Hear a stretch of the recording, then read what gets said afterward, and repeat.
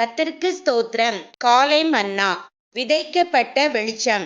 நீதிமானுக்காக வெளிச்சமும் செம்மையான இருதயத்தாருக்காக மகிழ்ச்சியும் விதைக்கப்பட்டிருக்கிறது. சங்கீதம் 97:11.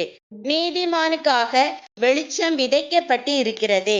விதைக்கப்பட்ட வெளிச்சத்துக்கும் பிரகாசிக்கிற வெளிச்சத்துக்கும் இடையே உள்ள வித்தியாசம் யாது? விதைக்கப்பட்ட ஒன்று ஒரு விதையைப் போல தான் விதைக்கப்பட்ட அந்த சமயத்தில் புதைக்கப்பட்டதாகவும் மரித்தது போலவும் காணப்படுகிறது. வேறு வார்த்தைகளில் கூறின், அந்த நேரத்தில் யாதொரு வெளிச்சத்தையும் நீங்கள் காணக்கூடாமல் இருக்க கூடும்.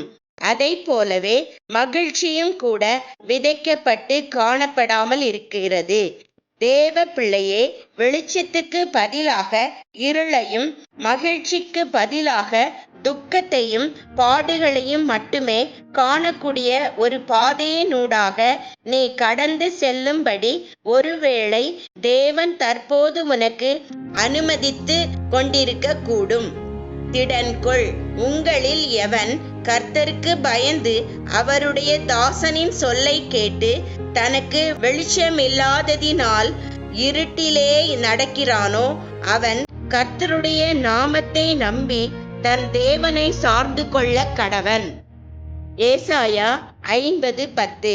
ஆம், நான் தேவனுக்கும் என்மேல் உத்தரவாதம் உள்ளவர்களாக வைக்கப்பட்டிருக்கும் தேவ ஊழியர்களுக்கும் கீழ்ப்படிந்து நடந்து கொண்டிருந்தும் ஏன் இந்த இருளினூடாக கடந்து சென்று கொண்டிருக்கிறேன், எனக்கு ஏன் வெளிச்சம் இல்லை என்று நீ எண்ணிக்கொண்டிருக்க கூடும். அருமையான தேவ பிள்ளையே, வெளிச்சம் உனக்காக விதைக்கப்பட்டிருக்கிறது. நீ செய்ய வேண்டியது காத்திருப்பு ஒன்று மட்டுமே. சாயங்காலத்தில் அழுகை தங்கும், விடியற் காலத்தில் களிப்பு உண்டாகும். சங்கீதம் 30:5. இருளில் இருக்கும் ஜனங்கள் பெரிய வெளிச்சத்தை கண்டார்கள்.